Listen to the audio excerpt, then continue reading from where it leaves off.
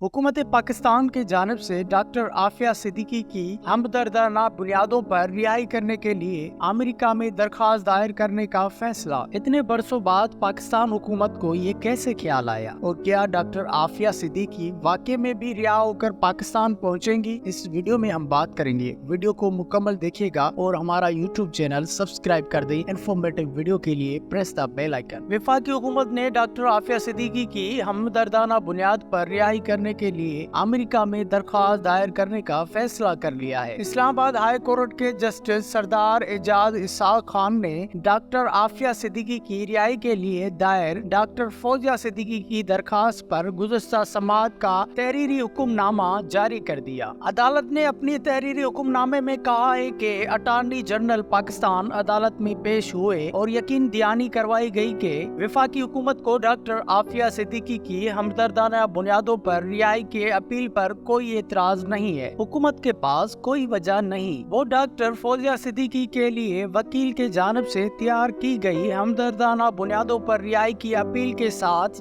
ना खड़े हों। अदालत ने कहा है कि अटॉर्नी जनरल के मुताबिक हुकूमत अलग से डॉक्टर आफिया सिद्दीकी के लिए रहम की अपील दायर करेगी और अक़वामी मुत्तहिदा के इजलास के मौके पर भी अमेरिका हुकूमत से बात की जाएगी। हुक्मनामे में कहा गया है कि एडिशनल अटॉर्नी जनरल के मुताबिक अमेरिका से कैदियों के तबादले के मुआहदे पर भी भरपूर काम हो रहा है। कैदियों के तबादले के मुआहदे के हवाले से 3 हफ्तों का वक्त दरकार है। अदालत ने केस 18 अक्टूबर 2024 को दोबारा समाअत के लिए मुकर्रर कर दिया है। अब देखना यह है कि पाकिस्तान हुकूमत कौम की बेटी डॉक्टर आफिया सिद्दीकी को क्या वाकई में पाकिस्तान वापस लेकर आएंगी? आपको क्या लगता है? कमेंट करके जरूर बताएं। ऐसे ही इंफॉर्मेटिव वीडियो देखने के लिए हमारा यूट्यूब चैनल जरूर सब्सक्राइब करें। Press the bell icon.